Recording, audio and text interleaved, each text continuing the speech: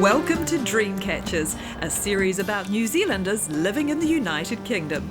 I'm Hilary Timmins. This is a series that will enthrall and inspire us as we meet some of those Kiwis living their dreams and taking a little piece of New Zealand to the rest of the world.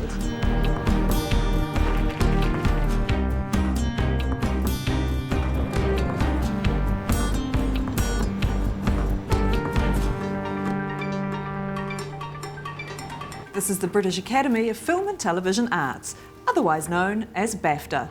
Though the Academy was founded initially in 1947, it wasn't until 1976, when the doors to its new headquarters in Piccadilly opened, that it became known as BAFTA, with the objective to support, develop and promote the art forms of moving image. The annual BAFTA Awards ceremony has become a precursor to the Oscars, acknowledging those in the industry for their outstanding creative achievement. Over the years, many New Zealanders have made their mark on the British film industry, including working titles Tim Bevan, whose films Notting Hill and Four Weddings and a Funeral have gone on to become cult classics. Finola Dwyer, producer of An Education in Brooklyn, cinematographer Michael Serison, and BAFTA-winning production designer Andrew McAlpine. Andrew's work spans the decades, from well-known titles such as Flubber, Aeon Flux, The Beach and Me Before You, to The Piano, for which he received his BAFTA. It is wonderful to think that your peers in the industry have recognised all the hard work. This is a little present that was given to us on the wrap of The Piano. I give them the vision for the movie, so I bring the vision off the page, and you know, that vision has to be complementary to what they're thinking. So this is a game of seduction, this is a game of politics, this is a situation of being able to be sure that your imprint that they've employed you for can be gotten onto the camera form.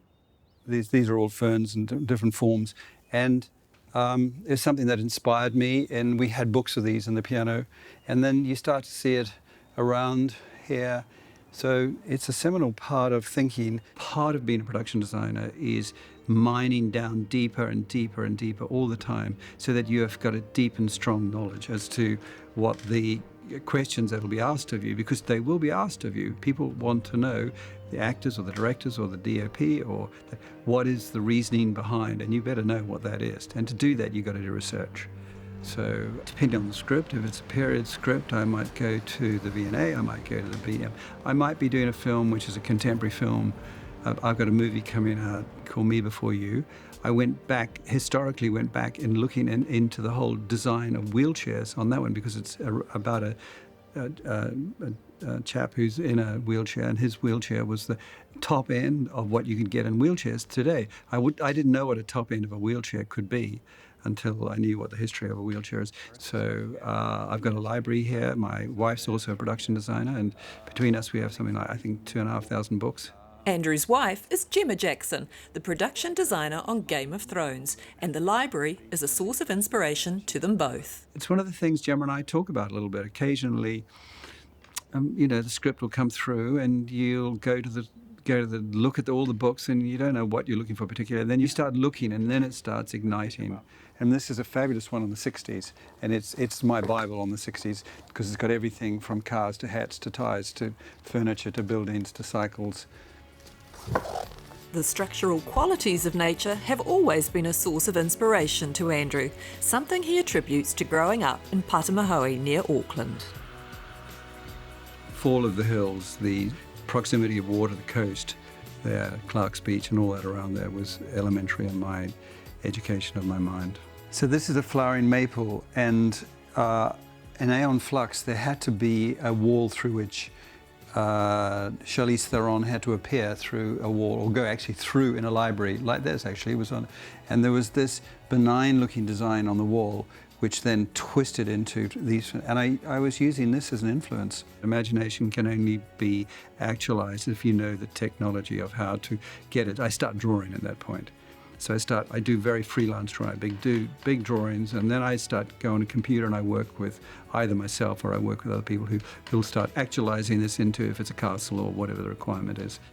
You have to be very informed on in my case, on architecture, on pattern cutting, on color form, on lighting, on the whole use of technology within the industry, and so it goes on. I mean, and the ability to be able to sell the dream, because it's one thing of having the dream, and there's another thing of actualising it all. Andrew studied art under the legendary artist Colin McCann at Auckland's Elam School of Fine Arts.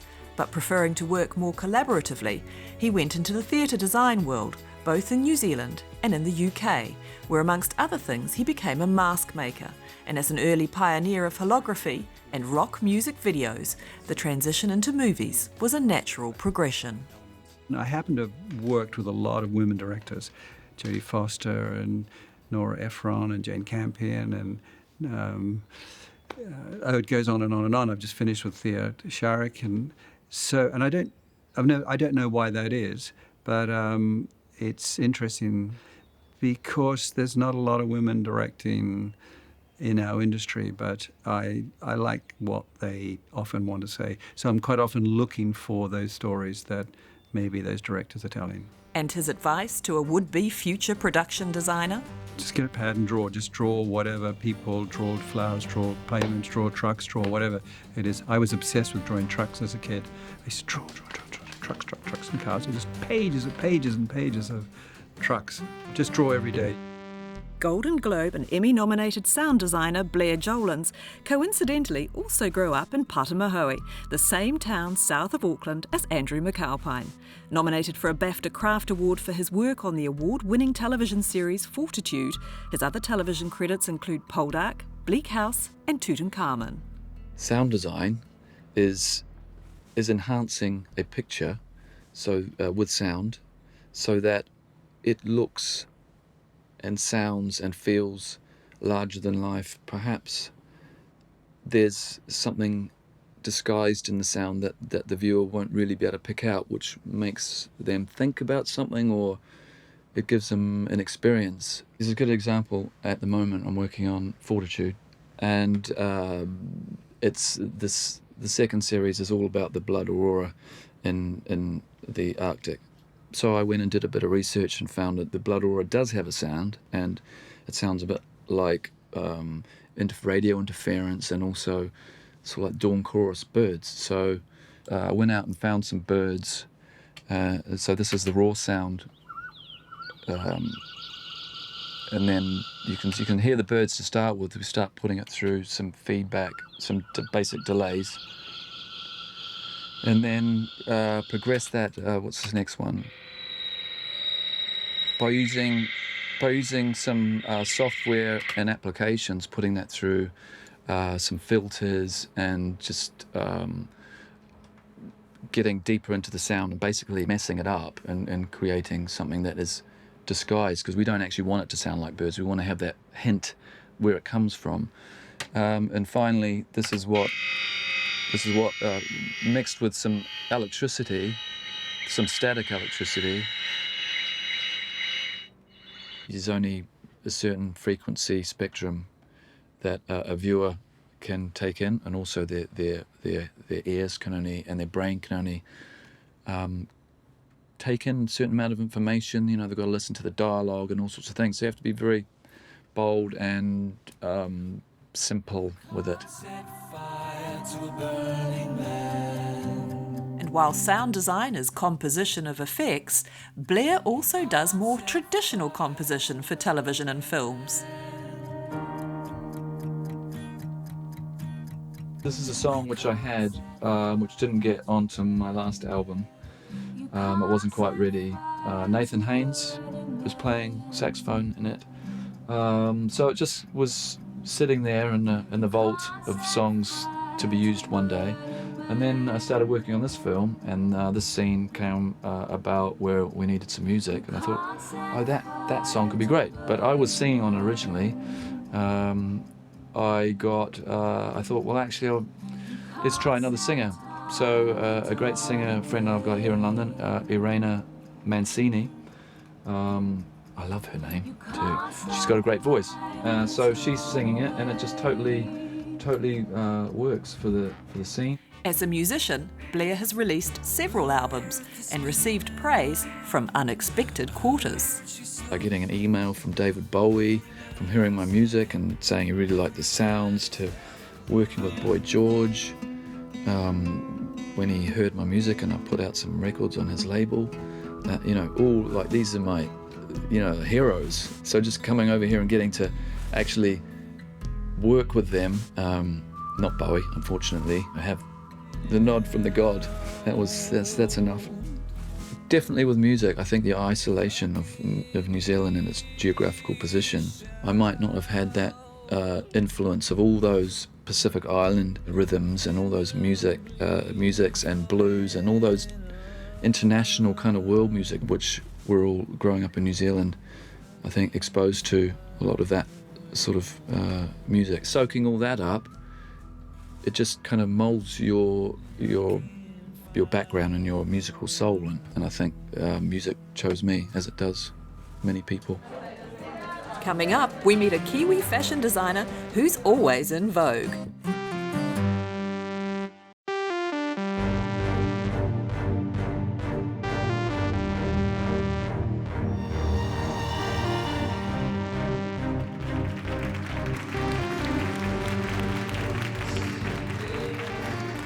New Zealander Emilia Wickstead's rise through the fashion ranks has been nothing short of phenomenal. Here she is once again at London Fashion Week. She's one of the most anticipated shows this season. London Fashion Week is the hottest ticket in the heart of London every February and September, with the cream of British designers attracting international buyers, retailers and media. The event generates millions of pounds to the United Kingdom's economy.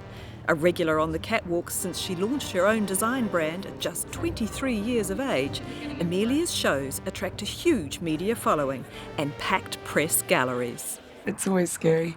Nerve-wracking because you're putting yourself out there and you don't know what's going to come back at you. And I think, yes, you're opening the doors to your world and your vision and what you think women should be wearing. I love the idea that whoever is my woman and wearing my clothes, that she'll walk into a room and be noticed. I would describe her as being a most modern woman in her circle. She's sophisticated, she's very confident, she's intelligent and smart, and you sort of want to be her as a person as much as you want to wear what she's wearing. So where does she get her inspiration? Books, old film. I raid vintage stores. I can see someone in the street wearing something, or I can read something or look at a piece of art, and that brings about a colour palette for the next season. So lots of different things contribute to a collection. Emilia is the daughter of acclaimed New Zealand fashion designer Angela Wickstead. Angela now has a successful homewares business in London and has been a hands-on mentor and inspiration for Emilia. It was a wonderful time where after school I would often go to her showroom or her workroom, or in different periods when she had shops. And I think that I definitely gained a lot from having done that and being in her environment of what she was doing. And then we did a full circle where I started my business and she really helped me in huge ways with everything that I was doing, and I could never have had my business without her being a big part of it. I think I grew up in an environment that made me feel confident and like I could really achieve anything, and I truly do think that there's something about New Zealand that does that. I mean, you almost feel like anything is possible, and there's great work ethic. Something Emilia has no shortage of. Since I was 16, I've been doing internships. So I did internships at advertising agencies, internships at interior decorating companies, in artist studios, and then I worked in sales constantly. So I think all of those things put together sort of help you out when you go to start a business and go to start your own brand. Moving to Milan as a teenager with her mother, Emilia arrived in London to study fashion design and marketing at the prestigious Central St Martin's, and on graduating, her boyfriend, now husband, encouraged her to go out on her own, and using his first bonus from banking in 2008, Emilia founded her empire in their living room, eventually getting a story in English Vogue. I called up magazines myself and spoke to an editor, Sarah Harris, who's still a really, really good friend today. And I pretended to be my assistant, Layla. And I asked her if she could have a look at my collection and could she look at it while I was on the phone line to her and look at my website that I built. She obviously quite liked it and she gave us half a page in Vogue.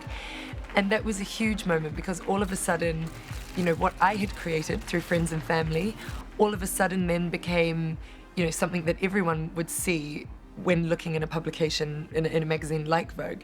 And so all of this different type of client base, a Vogue client base, started shopping in my living room. Now really out of Vogue, Emilia's brand has gone from strength to strength. With a new store on Sloane Street, she has an A-list fan base, including influential fashion commentator Alexa Chung, and her outfits have graced the frames of some of the United Kingdom's most high-profile women, including the Duchess of Cambridge.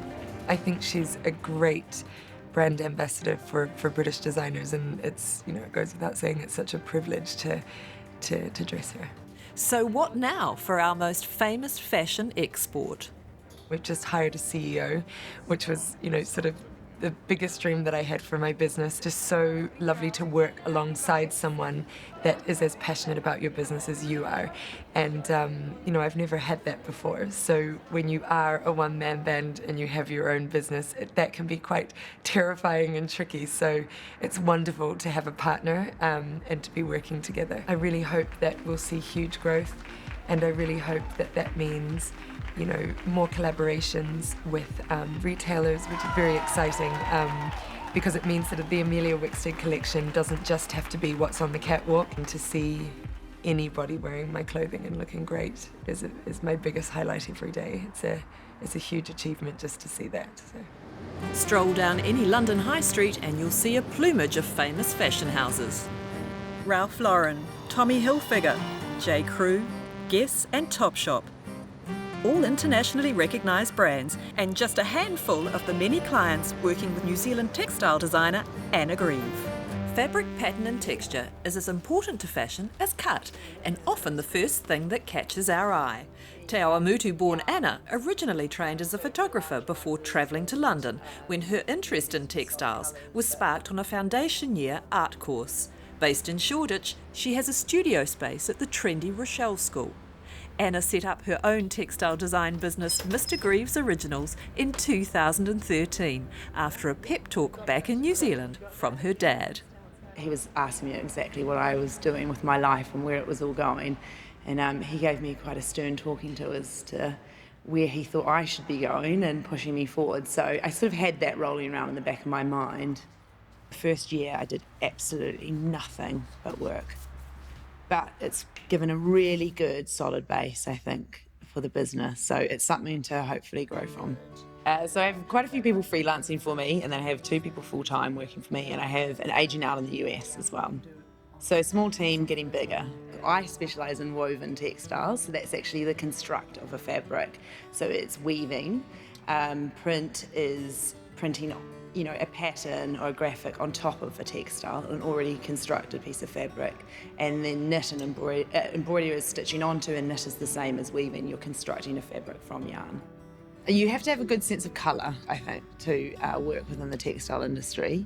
An understanding of drape, I guess, of, you know, how, I mean, for me, particularly for fashion, how something is actually going to translate onto the body.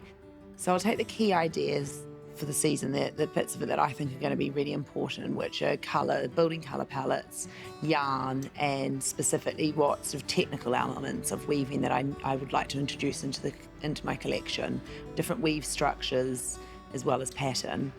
I'll then design my collections. I design into certain brands' collections every season. So they will come to me, or I go into them at the start of the season, and we will look through their mood boards and the feeling that they have. They will have travelled to a certain destination for an inspiration trip. We'll go through garments and colour and anything that they've picked up in their travels. And then they will also go through my collection, and we'll pull out for pattern and print, and then I take their colour palette away and I design a collection for them from all that information. And then the other way that I work is I go to trade shows twice a year in Paris and twice a year in New York, one here in London, and I'm just selling directly really to brands and on appointment as well. So I use a digital software to develop the collection, and then it's just printed on paper. I mean, as you can see from the designs behind it, does sort of look like it's fabric though. And then they will take the design and it will be given to their mill, wherever they are based in the world, and then the design is reproduced from that. So it's reproduced from a piece of paper. And that's thousands and thousands and thousands of metres of yardage often. I do have a arm loom down in my studio, and we weave samples for that. It's a small sample of what a woven fabric will be, but it's much more focused on it for a sort of higher end price point. They are a lot more technical, a lot more involvement in terms of weave structures and pattern in them. Anna did her textile design degree at Central St Martin's. Regarded as one of the world's most acclaimed art schools, she would return to the college to teach. That was such a highlight, being asked to go in and to teach. It's so lovely to give something back to the course that I studied on. Really, really nice, and just to see the students develop. So inspiration for me comes from a lot of the travel that I'm doing, the cities that I'm visiting, and what I'm seeing on the street, people wearing whilst I'm there, galleries, shops that I'm exploring, and often inspiration just comes through colour. Just thinking about the west to east coast of New Zealand and the colour of those beaches, that sort of density of colour and the density of texture that you get in the New Zealand bush you don't really see anywhere else in the world. And seeing, the tip of the mountain and just all that beautiful green farmland, and being really, really inspired by it. Now with an expanding client base of luxury and top high street brands, how does it feel for Anna when she sees someone wearing one of her fabrics? I mean, I remember the first time it happened to me, I was on the tube in London and I was with my friend, and it was a shirt, a guy in a man's shirt, and I was like, oh my goodness, that's one of my shirts for Jack Wills. And my friend went up and was like, oh, I've got to tell you this thing. And I was so embarrassed, I just jumped off the tube and kind of ran away. But yeah, no, that is nice, especially when someone's looking good in it.